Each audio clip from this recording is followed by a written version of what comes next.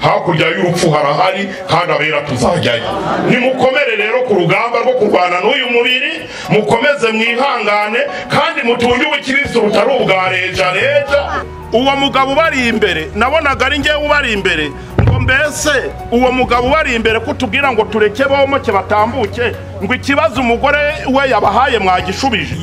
Numva ndatangaye, ese ndimo ndagenda none baravuga bati ikibazo umugore yatanze ko kitashubijwe. Nuko rero ubwo niho namenyeye ngarutse mu mubiri yuko amasengesho ya madamu n'amarira, ariko rero yarira atarira, nuko rata nijoro ryari ribifitemo uruhari. Umunsi wo kunjyana nubwo yarira yo kwarika rizajyana. Ngo abapfuye bamwizera bazuke, ngo natwe ba Pawulo tuzaba tukiriho nawe yishyiragamo, nguko natwe none tubiririmba tuti twebwe ba Kaniziyusi ijuru rirahari. Rero ntimukagira ubwoba ngo nibyo abanyamadini bivugira, ngo nibyo abaporongo bavuga, n'ukuri kose ijuru rirahari. Mu rwandiko rwandikiwe Abatesalonike, Pawulo amaze kwerekwa na Kristo hari ibyo yatwandikiye bikwiriye kudufasha ku munsi nk'uyu nguyu. Turasoma igice cya 4 duhereye ku murongo wa 13. Ayo magambo yera y'Imana aratubwira ngo, rwa mbere rw'Abatesalonike igice cya 4:13, ariko bene data ntidushaka ko mutamenya iby'abasinziriye, mutababara nka babandi badafite ibyiringiro. Ubwo twemeye yuko Yesu yapfuye akazuka, aba ariko kwizera yuko Imana izazanana na Kristo abasinziriye muri we. Iki nicyo tubabwira tukibwirijwe n'ijambo ry'umwami wacu, yuko twebwe abazaba bakiriho basigaye kugeza ku kuza k'umwami tutazabanziriza na hato abasinziriye. Kuko umwami ubwo azaza amanutse ava mu ijuru, aranguruye ijwi rirenga hamwe n'ijwi rya marayika ukomeye n'impanda y'Imana, nuko abapfiriye muri Kristo nibo bazabanza kuzuka.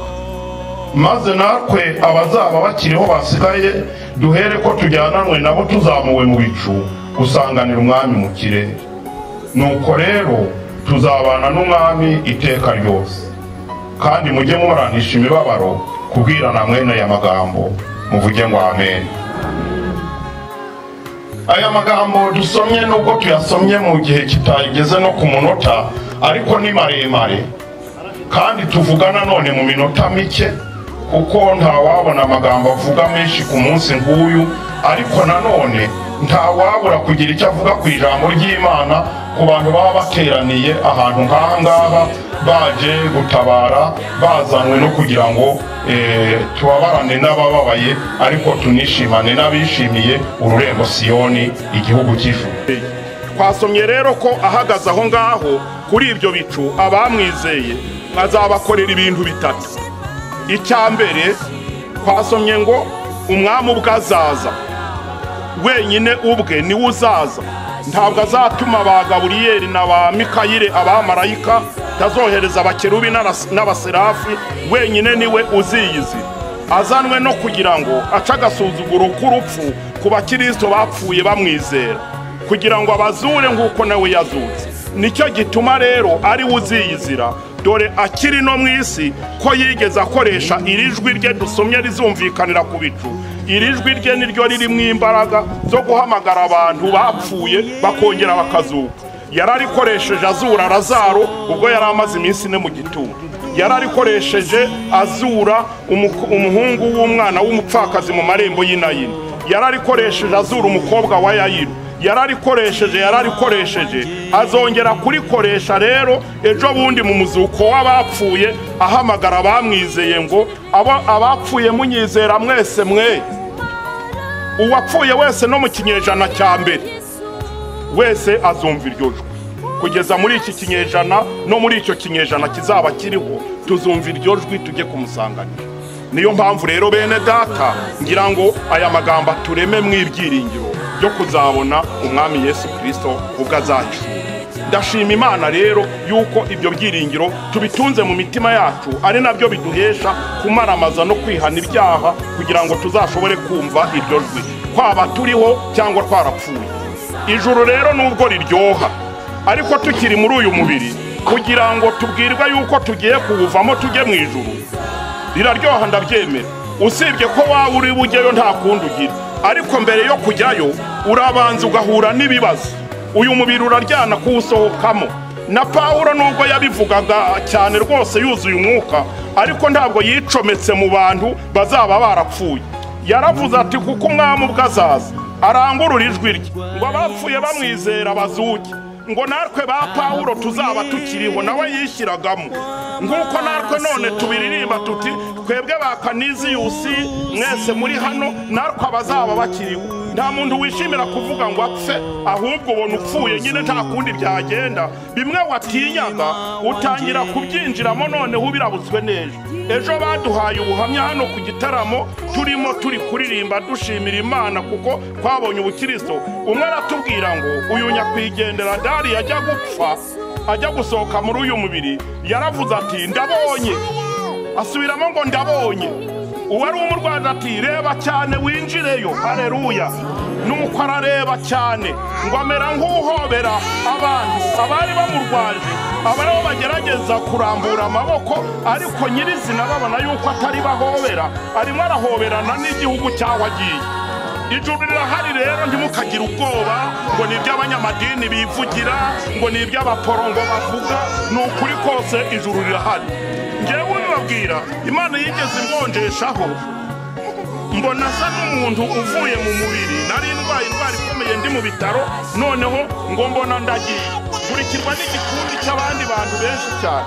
Ndagenda ngeze ku uru ruzi komoka, uru ruzi tuvuga, mbona ndugezeho ngo hakurya yarwo hari hahagaze umumarayika, n'inyuma hari undi mumarayika udushoreye ashoreranye n'abandi bantu. Tugezeyo noneho uwari hakurya y'uruzi aravuga ngo sitope, nimuhagarare. Turahagarara. Marayika udushoreye avuga ngo ko muhagaritse abo bantu kandi tubacyuye mu gihugu bakoreye. Marayika wo hakurya arambwira ngo uwo mugabo bari imbere, nabonaga ari ngewe ubari imbere, ngo mbese uwo mugabo bari imbere kutubwira ngo tureke bomoke batambuke, ngo ikibazo umugore we yabahaye mwagishubije. Numva ndatangaye, ese ndimo ndagenda none baravuga bati ikibazo umugore yatanze ko kitashubijwe. Nuko rero ubwo niho namenyeye ngarutse mu mubiri yuko amasengesho ya madamu n'amarira, ariko rero yarira atarira, nuko rata nijoro ryari ribifitemo uruhari. Umunsi wo kunjyana nubwo yarira yo kwarika bizajyana, ariko uwo munsi nyine yabigiriyemo umugisha ndagaruka. Noneho ngiye kubona mbona ndacyagaramye mu bitaro aho narindi. Ubwo rero aje kunzana n'ubwira ngo bangaruriye ku ruzi, ngo ikibazo batanze mu ijuru ngo ntikirabonerwa igisubizo. Nabererekeye abari inyuma yanjye baratambuka, none ngewe ndagarutse. Ariko yaranamaze rata, aho ngarukiye ibintu maze gukorera Imana ni byinshi. Bavandimwe rero nshuti z'Imana, abakristo bene data, Yesu Kristo azaza. Amen. Hari n'igihe narose banyica ngo bari kurenganya itorero, noneho ngo mbona baramfashe bankubise hasi, batangiye kunyica ngo baravuga ngo uyu nguyu ngo yahinduye abantu benshi, ngo yaranadusenyeye, ngo mu mwica urupfu rw'agashinyaguro. Mbona bafashe icyemezo cyo kujya banogora mu ijisho rimwe bagakuraho ugutwi kumwe. Noneho ngo mbona muri iki gihe benda gutangira gushyiraho inkota ngo banogore mu ijisho, mbona muri njye hasohotse mwuka Kaniziyusi mwiza cyane. Amena. Ngo mbona nazamutse ku gasozi kari hafi aho, ngo ubundi yicara ku gakingo kirakaguru ku kandi, ngo ntangira kureba sene igiye gusigara kuri uriya Kaniziyo ubundi basigaranye.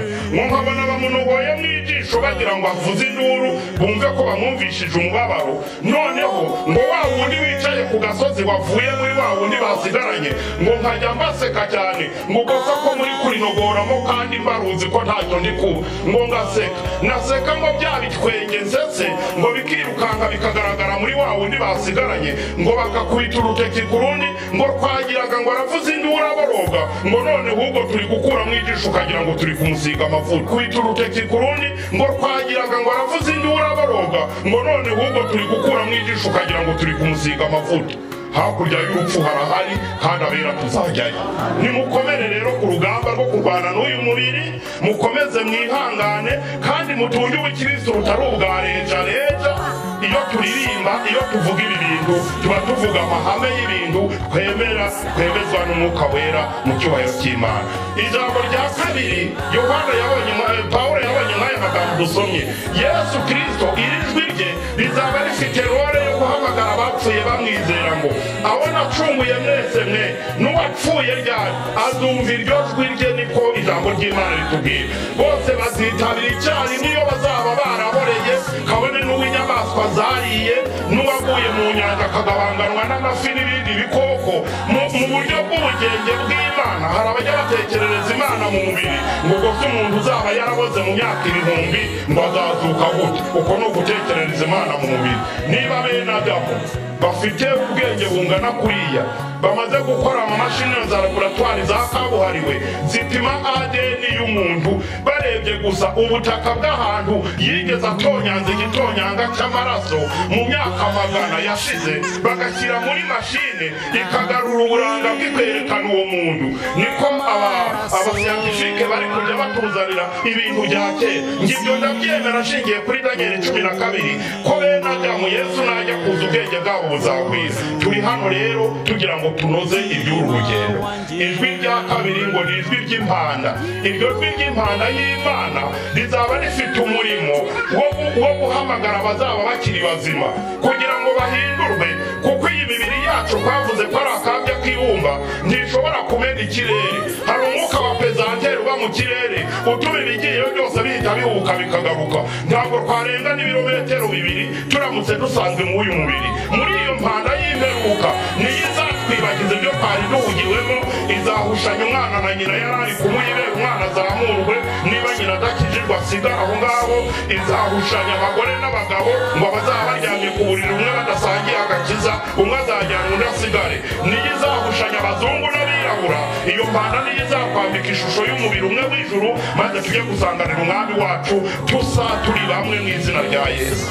Icya gatatu rero noneho ngo tumusange nyine ku bicu, ubundi atujyane mu birori yaduteguriye, tubane nawe twimana iteka ryose. Ndangije mvuga kuko Pawulo yarangije amagambo ngo nuko nimuhura n'ibibazo mu gihe nk'iki ngo mujye mubwirana mwene aya magambo kugira ngo abahumurize. Nimugire ihumure duhawe n'ijambo ry'Imana mu izina rya Yesu, amen. Reka dushimire Imana kubw'aya magambo matagatifu Imana itugeneye muri iki gitaramo cyo guherekeza umuvandimwe wacu. Duhaguruke duse